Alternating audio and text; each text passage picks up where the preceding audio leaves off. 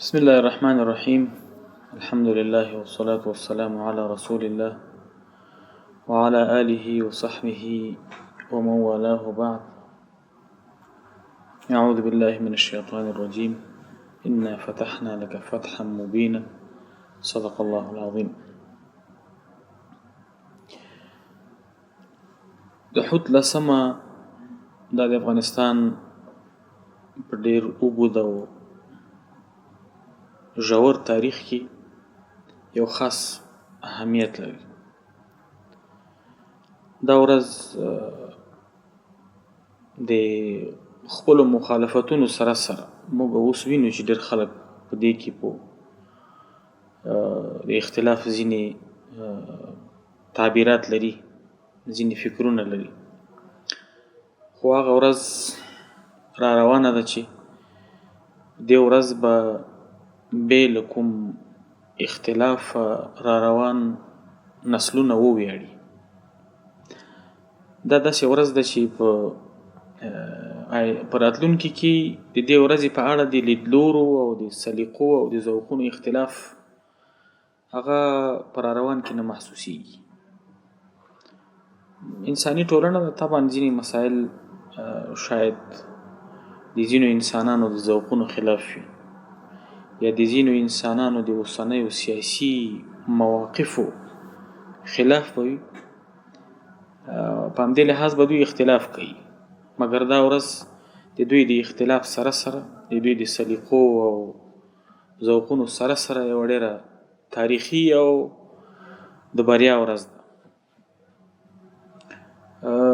په دې ورځ د افغانستان اسلامي امارت د امریکا د متحده ایالاتو سره د افغانستان نه د امریکا د شړلو توافقنامه امضا کړې ده.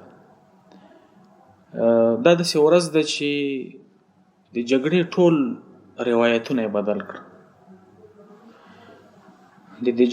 د افغانستان د جګړې لپاره چې نړیوالو کوم دلایل راجمع کړي، په دې ورځ ثابته شوه چې دا د نړۍ لپاره د جګړې د مشروعیت دلایل نه وو، بلکې دا نړۍ د افغانستان د یرغل کولو لپاره او د افغانستان د ولسونو د تاریخ او د ثقافت او د کلتور د یرغمل کولو لپاره دوی دلایل تراشلي وو او تر یو څه وخته خلک ورباندې وغولېدل. په دې ورځ دا ټول دلایل هر چاته معلومه شوه چې دا باطل دلایل. په ظاهره خو دا وړه خبره شاید وبریښي، خو دا موضوع به هم تاریخ ته وسپارو چې په راتلونکي کې تاریخ په دې اړه څه قضاوت کوي چې یو وخت ټوله نړۍ افغانستان ته د دې شعار سره رادرومي چې د افغانستان مسلمانان دي یا ومري یا دې په زندان کې. درېیمه لار څوک نه لري. موږ د هغه وخت د دفاع وزیر رامسفیلډ ویناوې یادې دي، دلته د سفارتونو د کارکوونکو ویناوې د موږ یادې دي.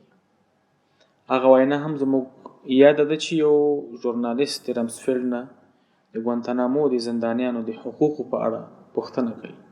هغه ورته وایي چې دلته د انسان د حقوقو خبره مطرح نه ده. دا یو ډېره خطرناکه جمله وه چې رامسفیلډ وویل.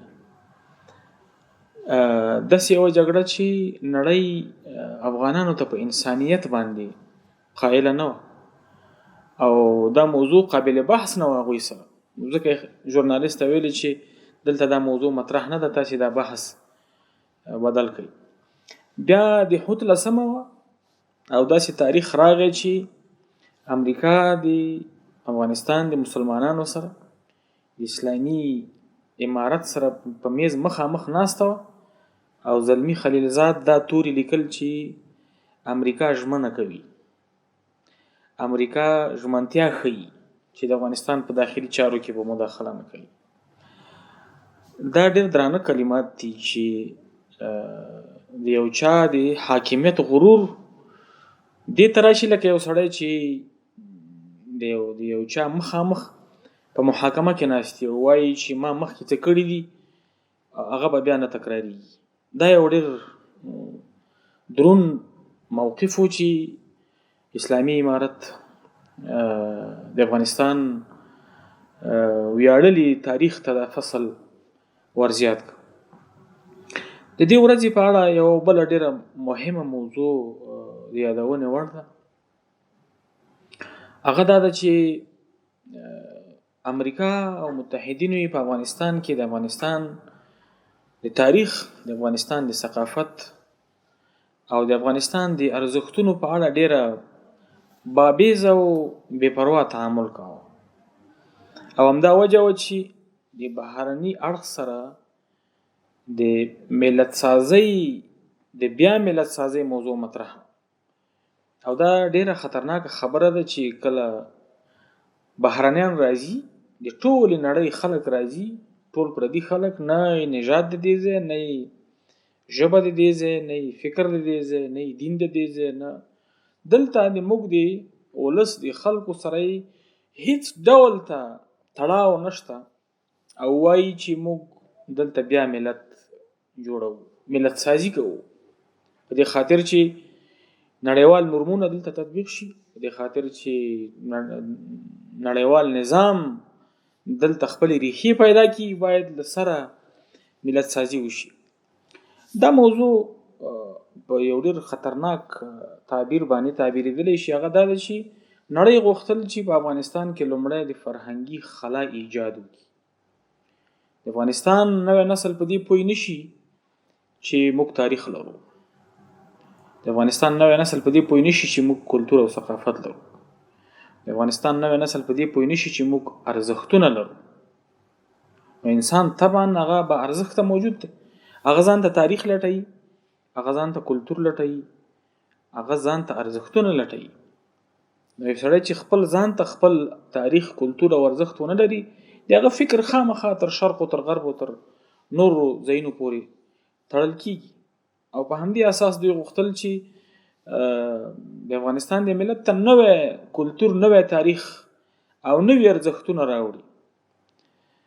خو د حوت لسمه هغې دا ثابته کړه چې نه، دا ولس او دا ملت او دا مسلمانان چې کوم تاریخ لري، دا تاریخ انقطاع نه مني، دا تاریخ نهایت نه مني، الا چې دا نړۍ ختمیږي نو دا تاریخ به ورسره په دې دنیا کې ختمیږي. دې تاریخ ته او په دې دنیا کې د پایښت یو ډېر ژور تړاو دی. دې ورځ ثابته کړه چې دا ثقافت او دا کلتور ماتې نه مني. دا ثقافت او دا کلتور دا چاته غاړه نږدي چې د بل ځای نه به نور ارزښتونه او نور کلتورونه او ثقافتونه راشي او دا ثقافت او دا تاریخ او دا ارزښتونه به متلاشي شي او هوا ته ولاړ شي. د 2006 کال د ټوني بلیر وینا د موږ یاد ده چې د هلمند په باسټن کیمپ کې خپلو پوځیانو ته ویل چې د افغانستان د نړۍ د فکر او د کلتور برخلیک به د افغانستان د دښتو او د صحراو نه ټاکل کیږي. دا یو ډېر خطرناکه جمله وه چې هغې سړي ویله. د افغانستان تاریخ او د افغانستان د ثقافت ژورتیا او د افغانستان د ارزښتونو مؤثریت کې چاته نه معلومیږي، ټوني بلیر نه دې زده کړي چې هغه وایي د نړۍ برخلیک به د دې وطن د دښتو او د صحراو نه ټاکل کیږي. دلته په دې دښتو او په صحراو کې څه دي چې ټوني بلیر د برطانیې نه راځي او د افغانستان په غرونو او په دښتو کې د نړۍ فکري او کلتوري مسیر ټاکي. هغوی البته دا جوهر درک کړی و چې دا داسې یو ځای دی که دلته کوم تاریخ او کوم ثقافت او کوم ارزښتونه ځای ونیسي، دا په فکري نړۍ کې، دا په تاریخي نړۍ کې، دا په کلتوري نړۍ کې ډېر یو مؤثر بعد دی او ډېر یو مؤثر اړخ دی. د حوت لسمې دا ثابته کړه چې دلته د فرهنګي خلا ایجاد نشته، دلته عملا تاریخ شته او په خپل تسلسل را روان دی.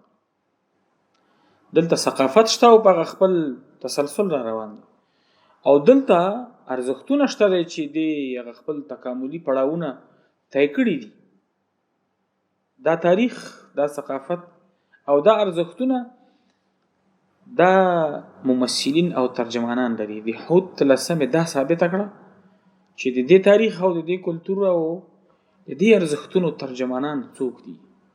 دا هغه خلک دي چې يرغل کوونکي تاریخونه، يرغل کوونکي کلتورونه او يرغل کوونکي معیارونه هغه ننګي او دا ټول نړۍ ته ثابتوي چې دلته خلا نشته.